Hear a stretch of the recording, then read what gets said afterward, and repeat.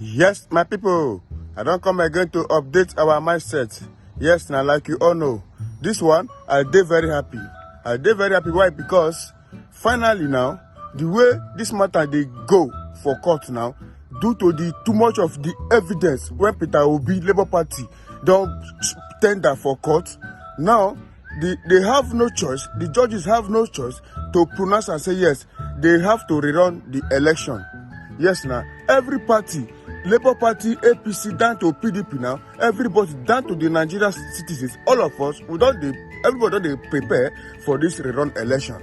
Yes, now it is a to go steal somebody mandate and go scot free. Say now for everybody, not be for everybody, not be for people like Peter Obi. It's una suppose don't know this man record, all in past record. Una suppose don't know him. Say yes, this man, no person that they steal the mandate, you go scot free. Yes, now everybody, Atiku, Tinubu himself, even the APC self. Now the APC, now them first begin to agitate. Say yes. In fact, they first begin to prepare for the rerun of this presidential election. Yes, now. So right now, when I know as they talk, I don't always like to bring evidence, the fact as they talk. So right now, I want to bring the evidence, the video, so that una go hear them with your ear and see am with your eye. But meanwhile, as you dey watch us, so I take God's name beg you, make sure say you go like, comment and share.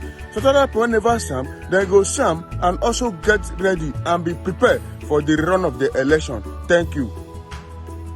Months after losing the presidential election and with a new administration already in play, the Labour Party is still very much in the thick of things. The party's national chairman, Julius Abure, is asking members of the Labour Party across the country and beyond to prepare for a rerun of the presidential election. In his address to members of the party in the diaspora, he said the ruling party, that is the APC, is readying for a rerun and urged members of the Labour Party to do the same. But not everyone in the party seems to be on the same page. The factional National Publicity Secretary of the Labour Party, Ayobami Arabambi, has accused the party's presidential candidate, Peter Obi, and the leader of Afenifere, Pa Ayo Adebanjo, of treason and plots to create chaos and overthrow President Bola Tinubu's government. Joining me now is Dr. Yunusa Salisu Tanko. He's the Obi Dati presidential chief spokesperson with the Labour Party. Welcome to Politics HQ, Dr. Tanko. Thank you for joining me. So let's start this conversation with a look at what's going on currently. So the case that your presidential candidate Peter Obi and the party have against President Bola Tinubu's electoral victory is still in front of the Presidential Election Petition Tribunal. So this urging that the national chairman, Julius Abure, is giving to party members in order to have them ready for this supposed presidential rerun that's coming, can you tell us where that's coming from? Okay, if you are referring to the statement being made by the national chairman of the Labour Party, Barrister Julius Abure, on the clarion call to prepare our members for a rerun, well, that is not out of a place. It is actually a preparation towards what we are seeking for in the court of law. Remember, we have our prayers lined up to about 5 of these particular prayers. 1, that we should be declared outright winner. 2, there should be declaration that that particular candidate of the APC did not qualify to run for the election of the 2015, or February 25th, 2015 general election. And that 3, that in the case that the court did not answer our first and second prayer, it should at least call for a rerun of that election generally, because it did not meet the threshold and the requirement of the general election that INEC itself, based on the provisions of the law, made for the Nigerian people. And so therefore, that election should be cancelled, null and void, and then we should go for a rerun to establish who and who is qualified to run for the election, and then eventually we'll have a declared winner. This is a position of the political party, and then we are asking all of our members nationwide to prepare for that particular circumstances with the prayers that the judges and the judicial court will do justice to the case in court, because we believe that actually the judiciary is the last hope of the common man, and then the judiciary have the last chance of making sure that they put the right wrong, so that every Nigerian will be happy with our electionary system, and at least, not for anything, protect our democratic system. All right. So in his comments to Labour Party members and supporters in the diaspora, the national chairman said that The party had received information that President Bola Tinubu's All Progressive Congress-led government was also getting ready for a rerun. So in terms of what it looks like, in terms of the APC getting set for a rerun, the party that is already now in power, still rather maintaining power here in Nigeria, and setting up for what would be a worst-case scenario in all ramifications for the party. What do you make of that? Well, you know, they too are following the activities of the judiciary, and then they know what is going on in the Court of Petition Tribunal. And I'm sure they also know that there are two of us who are challenging that particular case, Atiku Abubakar of the PDP, and then Peter Obi of the Labour Party. And we have provided damning evidence to show that those particular elections did not meet the threshold that is required, and that the candidate of the APC, who for us, we believe is just hanging in there, we can also see that probably he's sitting on a half stool, or hoping that until when the judiciary make an affirmation on his position, that is when we cannot say that, yes, this particular election is done and dusted. Don't forget, this case is a marathon race, and it can go all the hog. But we are prepared to ensure and that we prepare for the election in case the judiciary is able to find its feet and courageous enough to actually do what is expected. You know, we have a situation in our hands. Many people come in and say that, no, it is not possible. The judiciary cannot overturn the election. It has never been done in Nigeria. We can't have that. Where every situation has its own calling. When the Kenyan tribunal overturned the election, nobody thought it was going to happen. When it was done in Malawi, nobody thought it was going to happen. So what happens if it happens in Nigeria? At least for once, that means that we are trying to do something right. So we expect our judiciary to do what is right, not to follow a particular pattern of saying that we are following technicalities in trying to avert the danger of saying probably the office holder is being put into questioning and all. But the question that we want them to look into is the fact that what about the far-reaching damages that is already been instilled in the minds of the Nigerian youth who came in from far and wide to vote for the election and hoping that the real winner of the election will be declared? What about those aged persons who came out in large number to ensure that they vote for the right person, that the election will be made clear, credible, free, and fair? What about the hope that the Independent Electoral Commission has given to the Nigerian people, especially the Nigerian people and the international community, that this election will be held free and fair? And that is the reason why, when you saw the European Union giving its damning report, which I say they have been economical with the fact, because there are far damning issues that really resonated with that election. And don't forget, the Situation Room also made that particular revelation. Not also forgetting that the NDI, National Democratic Institute, make reference to that particular fact. And also the International Republican Institute also alluded that the election was not credible. So you see, there are about 4 reports. It's not that people are only alluding to the European Union report as if it's the only report. No, there are other reports that give a very, very strong recommendation that indicates that that election was a sham election and it does not represent the interests of the Nigerian people. And that, for the fact, should have been repeated or should have been cancelled long even before now. All right. So, Dr. Tanko, in some of your comments right now, you've used some words that have been quite interesting, because there have been a number of statements attributed to members of the party that have been floating around. You talked about the real winner, the real person who should be in place, the right person who should be in place. And in terms of statements, we've seen that there are those who are accusing the party of using statements to potentially call for chaos. Now, in this instance, I'm referring to the factional National Publicity Secretary of the party, Ayobami Arabambi, who has been on television and has accused Peter Obi, as well as the leader of the social political group Afenifere, Pa Ayo Adebanjo, of treason and plots to create chaos and also overthrow President Bola Tinubu's government. Now, he in particular also mentioned that the two have been using the party's name to perpetrate acts of treason and create the impression that the party members are planning to make Nigeria ungovernable. And basically, this is because we heard Pa Adebanjo speaking about the fact that he does not yet recognize President Tinubu as president, also something that Peter Obi himself has said. In terms of these statements being weighty enough to be termed treason. Dr. Tanko, how do you respond to those allegations? Let me say, first of all, for purpose of correction, we do not have factional publicity secretary. We have only one publicity secretary, and the publicity secretary of the Labour Party is Mr. Obiora, as we stand today. And we have one national chairman, Julius Abure. But you see, sometimes we make these issues and give room for those who do not have any record for them to make statements in the public domain, and then it will be held for public discussion, which of course I find very, very demeaning to the level of the politics in which we have found ourselves. For the simple fact, I think Peter Obi, as of today, should be a celebrated hero of our time.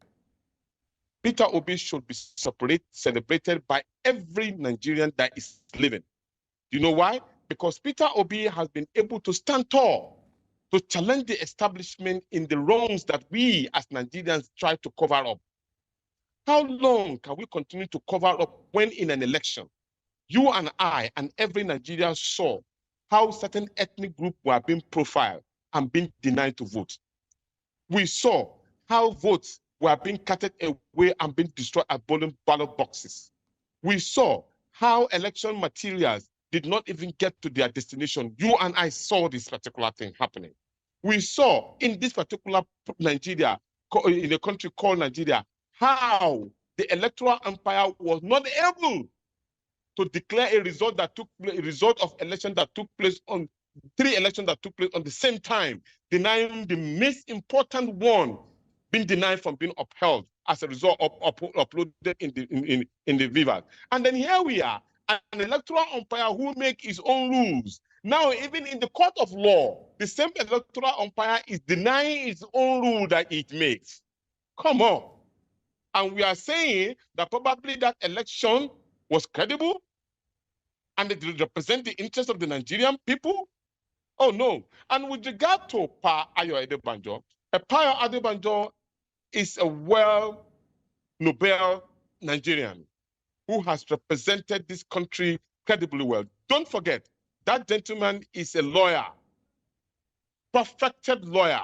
He has served this country with merit, and he makes his statement based on facts that he knows. So Pa Ayo Adebanjo is a Nigerian of exceptional quality and who is well-grounded and well-knowledgeable. And so how do you expect a well-knowledgeable Nigerian of that nature cannot stand tall and make a statement of his own belief, what he believes, and then you deny him and you tell him probably he's conducting a reasonable offense? Come on. That, for those who are making that particular allegation, those are the people that I think need to be re-examined, because I don't think they know the position of the law as regard to every individual for his making his freedom of speech as regard to what he seems his right has been impugned upon. As regard to Peter Obi, he has followed the right rules and regulation of the law by going to the court. He has not mobilized, which he has the capacity to do. He has not mobilized his members to be on the street or even railroad or stampede on the courts. He still followed the rules and regulations. He did not direct his members to stampede on INEC offices. He continues to tell them to calm down, that they should follow the judicial provisions of the law. That is a gentleman of perfection. That is a Democrat of repute. That is a Democrat who have shown that he believes in the right process of this particular country. And so therefore he must be supposed to be upheld and be raised high and be carried along, that these are people of impeccable character. Okay. And with regard to the issue of what Peter Obi has done on a continuous basis, he has continued to say that the processes that brought this particular president into power is flawed and wrong. And so therefore that particular process must be clean. He said, he who seeks for equity must come with clean hands. And if you want to be called an excellency, you must come through an excellent process. This is a simple thing that he has said. Remember, so Dr. Tanko, Peter Obi has allocated results Yes, please. I need to ask because the national chairman has said that the party is ready to take this all the way to the Supreme Court. So let's play a game. I know you'll probably be reluctant, but let's play a 50-50 game. Let's say that this makes it all the way to the Supreme Court, and we have the country's highest court judging this matter at the end of the day. And for some reason, the Labour Party and Peter Obi lose. You are saying that Peter Obi is a man that follows the due process and follows rules and regulations. Is the party, as well as Peter Obi, ready to take whatever comes if this matter makes it to the Supreme Court? When we get to that bridge, we will know how to cross it. I can assure you that Peter Obi is a true Democrat and he will follow rules and regulations of the law. And because he is a true Democrat, he follows rules and regulations. That's why he's in court and he's ready to follow all the... Do you know the enormous pressure that is on this particular gentleman to withdraw his case? Because he's interested in following the rules and regulations, you ask him to go to court. And we all join together and go to court. What does that become a problem? We're already in court and we are fighting our case according to the provision of the law. Why do you have problem with that?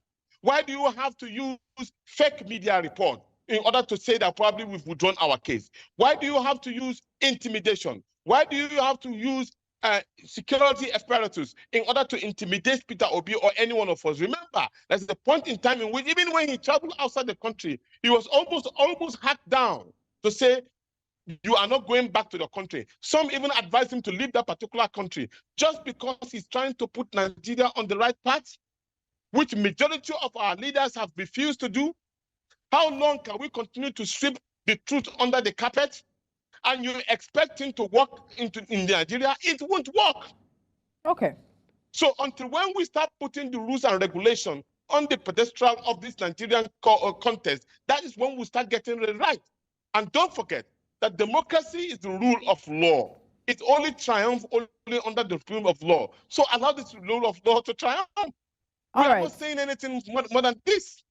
So, Dr. Tanko, I want to move on from that point, but also to something Arabambi did say. And even though you're saying that there's no faction within the party and you have only one national chairman as well as only one national publicity secretary, in an interview, he did describe Peter Obi as a nominal presidential candidate. I'm quoting his words now. He also said, and I quote, he does not have the authority of the party to begin to undermine the status of Mr. President. That's the end of the quote. When it comes to what Peter Obi is to the Labour Party, let's get into that, because there are those who see him as a flagstaff, a rallying figure, but not necessarily a national leader of the Labour Party. So a nominal president, a leader of the party, what is Peter Obi to the Labour Party? What is the definition of nominal? That means you are not full. For a candidate who won 12 states, even more than still counting as allocated, is a nominal president or a candidate. For a candidate who have won in a political party that is relatively unknown, has won 8 Senate seats of the Federal Republic of Nigeria, for a candidate who won 38 Federal House of Representatives in the Federal Republic of Nigeria, for a candidate who won 64 still counting, State Assembly in the states of the Federal Republic of Nigeria, I think it's laughable. For anybody who does not even have any particular facts to present to the Nigerian people, to call Peter Obi a factional leader. I think Peter Obi is a credible and most acceptable, very solid, in fact, a gargantuous member of the Labour Party who has brought stardom to the Labour Party. And the Labour Party should be grateful for the presence of Peter Obi in the Labour Party. And for that particular individual himself, who is making this particular allegation,